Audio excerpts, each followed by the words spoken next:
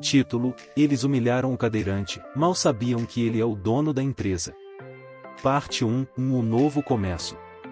O dia amanhecia na pequena cidade de São Francisco do Sul, Santa Catarina, onde a brisa do mar se misturava ao cheiro do café fresco que vinha das casas. André, um empresário bem-sucedido e discreto, estava parado em frente ao espelho do seu quarto, ajustando a gravata com mãos firmes, mas os olhos refletiam um leve cansaço. Ele era um homem de meia-idade, cabelos grisalhos cuidadosamente penteados, e vestia-se sempre de forma impecável, refletindo a seriedade e o respeito que tinha pelo trabalho. André tinha algo que o distinguia dos outros empresários: ele se movia em uma cadeira de rodas. Um acidente de carro, há quase uma década, tinha mudado sua vida para sempre. Mas ao invés de deixá-lo amargurado ou abatido, essa tragédia o impulsionou a criar uma empresa que fabricava acessórios e cadeiras de rodas, fornecendo produtos de alta qualidade para pessoas com mobilidade reduzida. Sua empresa, a Nova Vida, era conhecida pela excelência e pela inovação, mas também por algo ainda mais importante para André: a inclusão. Ele acreditava que seu negócio não era apenas sobre fabricar produtos, mas sobre capacitar e oferecer oportunidades para todos, independentemente de suas limitações físicas. Naquele dia específico, André tinha um plano diferente. Havia decidido ir ao escritório mais cedo e sem avisar, para observar de perto a dinâmica da equipe de recursos humanos. Havia relatos de que alguns candidatos a emprego, especialmente aqueles com deficiências, estavam sendo tratados de maneira inadequada durante as entrevistas. Para André, isso era inaceitável. Seu objetivo era garantir que todos fossem tratados com dignidade e respeito, mas precisava ver com seus próprios olhos se essas alegações eram verdadeiras. Ele desceu a rampa que ligava seu quarto à garagem e entrou em sua van adaptada. O veículo era uma metáfora perfeita para sua vida: e discreto, eficiente, mas preparado para qualquer desafio. André dirigia com habilidade e, em poucos minutos, estava estacionado em frente ao prédio da empresa. Parte 2: A chegada despercebida. Ao entrar no edifício, André notou que poucos funcionários já estavam no escritório, o que era esperado, já que ainda era muito cedo. Ele cumprimentou a recepcionista, que devolveu o cumprimento com um sorriso caloroso, e se dirigiu para a sala de recursos humanos. A porta da sala estava entreaberta, e ele ouviu vozes que reconheceu. Era Paulo, o gerente de RH, discutindo com Marina, uma das recrutadoras. André se aproximou silenciosamente e pôde ouvir parte da conversa. "Eu não estou aqui para capacitar o profissional, entendeu? Estou aqui para capacitar pessoas que têm sentimento", Paulo dizia, enquanto analisava alguns currículos sobre a mesa. "Mas Paulo, essas pessoas são bem qualificadas. A Ana, por exemplo, tem um currículo impressionante", respondeu Marina, hesitante. "Não se trata só do currículo, Marina. Precisamos de alguém que se encaixe na cultura da empresa. E eu sei que o patrão quer gente assim, mas nem todo mundo pensa como ele, se é que você me entende", respondeu Paulo com um tom que André interpretou como arrogância. Aquilo incomodou André profundamente. Ele sempre havia enfatizado que a empresa devia ser um lugar inclusivo, onde todos, sem exceção, se sentissem valorizados. Mas, aparentemente, nem todos compartilhavam dessa visão. Ele bateu levemente na porta antes de entrar, para não dar a impressão de que estava espionando a conversa. "Bom dia, pessoal", disse André com um sorriso, enquanto entrava na sala. Paulo e Marina se levantaram imediatamente, surpresos com a chegada inesperada do patrão. Paulo tentou disfarçar seu desconforto com um sorriso forçado. "Bom dia, seu André. Não esperávamos o senhor tão cedo", disse Paulo, claramente tentando se recompor. "Sim, decidi vir mais cedo hoje. Queria ver como as coisas estavam andando por aqui." "Espero que não esteja interrompendo nada importante", respondeu André, mantendo o tom casual, mas com um olhar atento. "Não, claro que não. Estávamos apenas discutindo alguns currículos para as entrevistas de hoje", explicou Paulo, tentando aparentar normalidade. André olhou para os currículos espalhados sobre a mesa e, em seguida, para Paulo. Sentiu que havia algo errado, mas sabia que não conseguiria descobrir nada naquele momento. Precisava de mais tempo para entender o que realmente estava acontecendo. Ótimo! Então, vamos dar uma olhada juntos. Afinal, é sempre bom conhecer as pessoas que podem vir a fazer parte da nossa equipe, disse André, enquanto se aproximava da mesa. Parte 3, a observação silenciosa. As horas se passaram e as entrevistas começaram. André observava atentamente enquanto Paulo conduzia as entrevistas com os candidatos. Marina também estava presente, mas mantinha-se mais como uma espectadora, enquanto Paulo fazia a maioria das perguntas. O primeiro candidato, um jovem bem vestido, entrou na sala com confiança. Ele parecia seguro de si e respondeu às perguntas com desenvoltura. Paulo, por sua vez, parecia interessado e fazia comentários positivos, demonstrando uma certa empatia com o candidato. Depois que o jovem saiu, Paulo virou-se para André e disse: "Esse aí tem potencial, não acha, seu André? Jovem, bem articulado, me parece uma boa adição à equipe." André concordou, mas notou que o comportamento de Paulo era muito mais condescendente do que deveria ser. Então, o segundo candidato entrou. Era uma mulher com seus 40 anos, com uma vasta experiência na área, mas havia algo diferente nela. Ela andava com uma bengala, resultado de uma deficiência física que a acompanhava desde a infância. Sua expressão era séria, mas havia uma determinação nos olhos que não passava despercebida. Paulo mudou completamente de postura. Ficou mais distante, frio, e fez perguntas que pareciam destinadas a minar a confiança da candidata. "Você acredita que consegue lidar com a pressão desse trabalho, mesmo com essa sua condição?" perguntou Paulo, com um tom quase desdenhoso. A mulher hesitou por um momento, mas respondeu com firmeza: "E minha condição nunca me impediu de alcançar meus objetivos, senhor. Tenho certeza de que posso contribuir muito para essa empresa." André sentiu o sangue ferver. Aquilo era exatamente o tipo de atitude que ele temia. Mas, ele precisava manter a calma e observar mais antes de tomar qualquer atitude. Parte 4, na revelação. Depois de algumas entrevistas, foi a vez de um jovem cadeirante. Ele entrou na sala com dificuldade, mas com uma expressão de determinação no rosto. Paulo nem disfarçou o desgosto. Ele olhou para Marina, que desviou o olhar, desconfortável. "Vamos direto ao ponto, então", começou Paulo, sem sequer perguntar o nome do candidato. "Você realmente acredita que consegue cumprir todas as tarefas deste trabalho? É um ambiente de alta pressão, sabe?" O jovem ficou visivelmente abalado, mas respondeu com a cabeça erguida: "E sim, senhor. Eu sei que posso fazer um bom trabalho aqui.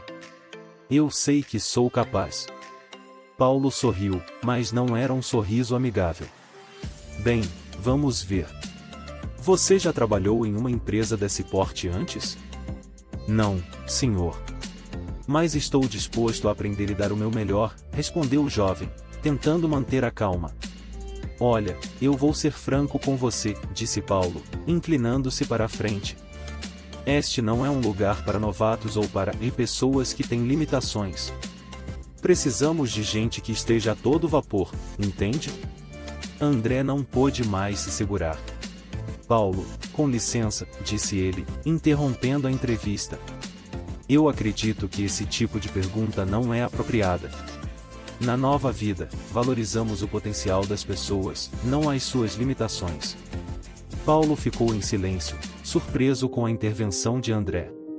Ele tentou se recompor, mas era evidente que tinha cruzado uma linha que não deveria ter cruzado. "Tem razão, seu André. Eu só estava tentando ser honesto com o candidato", disse Paulo, mas sua voz traiu a insegurança que sentia. André olhou para o jovem cadeirante e disse: "Gostaria que você aguardasse um momento, por favor. Tenho algo para conversar com o Paulo." O jovem assentiu e saiu da sala. André esperou até que a porta estivesse fechada antes de se virar para Paulo. "Paulo, eu não posso permitir esse tipo de atitude na minha empresa", começou André, com firmeza. "Você sabe muito bem quais são os valores que prezamos aqui. Eu exijo que todos sejam tratados com o máximo de respeito e dignidade. Paulo tentou se justificar, mas André não o deixou continuar. Você será temporariamente afastado das suas funções enquanto conduzimos uma investigação sobre o seu comportamento. Marina, você assumirá o processo de seleção por enquanto. E farei questão de supervisionar de perto. Marina estava visivelmente abalada, mas assentiu. Paulo, por outro lado, estava pálido. Ele sabia que sua carreira na empresa estava em risco. André saiu da sala, encontrando o jovem cadeirante no corredor. Ele se aproximou com um sorriso encorajador. Sinto muito pelo que aconteceu ali dentro. Gostaria que voltasse amanhã para uma nova entrevista, onde será tratado com o respeito que merece. O jovem, ainda surpreso com o apoio inesperado, apenas conseguiu agradecer antes de André se afastar. Parte 5, na verdade, vem à tona. O dia seguinte trouxe uma atmosfera diferente à empresa. André fez questão de estar presente durante todas as entrevistas, e Marina conduziu o processo com uma postura muito mais inclusiva e respeitosa. O jovem cadeirante voltou e, dessa vez, a entrevista foi completamente diferente. Ele foi tratado com dignidade, suas habilidades foram valorizadas e ele saiu da sala com um sorriso no rosto, confiante de que poderia ter uma chance real naquela empresa. Enquanto isso, Paulo foi chamado para uma reunião com André e o diretor da empresa. Durante a conversa, ele tentou se defender, mas a verdade é que seu comportamento tinha sido inaceitável. Ele foi oficialmente afastado e sua conduta seria avaliada pela equipe de ética da empresa. Após a reunião, André sentiu que era hora de algo mais. Ele sabia que a mudança real não viria apenas da punição de Paulo, mas da implementação de uma cultura ainda mais forte de inclusão e respeito. Ele convocou uma reunião com todos os funcionários da empresa. Era uma reunião extraordinária, algo que André raramente fazia, o que gerou uma certa expectativa entre os colaboradores. Quando todos estavam reunidos, André tomou a palavra. Eu fundei a Nova Vida com um objetivo claro: criar produtos que melhorem a vida das pessoas e, ao mesmo tempo, criar um ambiente onde todos, absolutamente todos, sejam valorizados. Nos últimos dias, percebi que falhamos nesse objetivo. E essa falha é minha também. O silêncio na sala era absoluto. Ninguém esperava que André, um líder tão respeitado, fosse admitir uma falha tão abertamente. Não estou aqui para apontar dedos, mas para fazer uma mudança. A partir de hoje, todos os processos de contratação, treinamento e promoção passarão por uma revisão completa. Queremos garantir que todos tenham as mesmas oportunidades, e que ninguém seja julgado por suas limitações, mas sim por suas capacidades. André fez uma pausa, observando os rostos atentos dos funcionários. E eu conto com cada um de vocês para que isso aconteça. A Nova Vida não é só minha, ela é de todos nós. E juntos, vamos garantir que seja um lugar onde todos se sintam respeitados e valorizados. Após a reunião, muitos funcionários se aproximaram para agradecer André pela postura firme e pela atitude inclusiva. Para André, aquele era apenas o começo de uma nova fase para a empresa. Parte 6, o novo amanhã. Com o passar do tempo, as mudanças implementadas por André começaram a dar frutos. O ambiente na Nova Vida se transformou em um espaço onde a diversidade e a inclusão não eram apenas palavras, mas práticas diárias. O jovem cadeirante que havia sido maltratado por Paulo foi contratado e rapidamente se destacou pela sua competência e dedicação. Ele se tornou uma peça-chave na equipe, e sua história de superação inspirou muitos outros funcionários. Paulo, por outro lado, nunca voltou a trabalhar na Nova Vida. Ele foi demitido após a conclusão da investigação, e sua carreira na área de recursos humanos ficou marcada pelo incidente. André, embora desapontado com a conduta de Paulo, sabia que a empresa precisava seguir em frente. Marina, que assumiu a gerência de RH, mostrou-se uma líder inclusiva e empática, sempre buscando novas maneiras de garantir que todos os candidatos e funcionários fossem tratados com o máximo de respeito. Sob sua liderança, a empresa começou a atrair cada vez mais talentos, incluindo muitos com deficiências, que encontraram na Nova Vida um lugar onde suas habilidades eram verdadeiramente valorizadas. André, por sua vez, continuou a liderar a empresa com a mesma paixão e determinação. Ele sabia que o caminho da inclusão era longo e exigia vigilância constante, mas estava disposto a fazer o que fosse necessário para garantir que sua empresa fosse um exemplo de respeito e igualdade. A história do jovem cadeirante e de sua experiência na nova vida acabou se espalhando pela comunidade empresarial, e André foi convidado para participar de conferências e eventos onde compartilhava sua visão sobre liderança inclusiva. Ele se tornou uma voz importante na luta por um mercado de trabalho mais justo e igualitário. E assim, a nova vida não apenas continuou a crescer e prosperar, mas também se tornou um símbolo de como a empatia, o respeito e a inclusão podem transformar não apenas uma empresa, mas a vida de todos que fazem parte dela. Parte 7 e as lições aprendidas. André sempre acreditou que as lições mais valiosas da vida são aquelas que vêm dos momentos mais desafiadores. A experiência com Paulo e os candidatos o fez refletir sobre seu próprio papel como líder e sobre a importância de estar sempre atento ao que acontece dentro de sua empresa. Ele aprendeu que, por mais que confie em sua equipe, é essencial estar presente, observar e intervir quando necessário. Mas, acima de tudo, ele percebeu que a verdadeira mudança vem de dentro para fora, começando por si mesmo. Olhando para trás, André se sentia grato por ter enfrentado aquele desafio. Ele sabia que, apesar das dificuldades, havia saído dele como um líder melhor e, mais importante, como uma pessoa melhor. E enquanto ele observava a equipe da nova vida trabalhando em conjunto, sabia que estava no caminho certo. A empresa que ele havia construído com tanto esforço agora era mais do que um negócio de sucesso, era um lugar onde todos podiam encontrar uma nova vida, cheia de oportunidades e respeito. Conclusão: o futuro da nova vida. A nova vida continuou a prosperar, mas agora com um propósito ainda mais forte e claro. André nunca deixou de lembrar os funcionários de que a inclusão e o respeito eram os pilares sobre os quais a empresa estava construída. O jovem cadeirante, que havia sido tratado com tanto desdém por Paulo, agora ocupava uma posição de destaque na empresa. Ele se tornou um líder inspirador, sempre lembrando a todos que o verdadeiro valor de uma pessoa não está em suas limitações, mas em sua capacidade de superar desafios e contribuir de forma significativa. André, por sua vez, continuou a liderar a empresa com o mesmo comprometimento e integridade.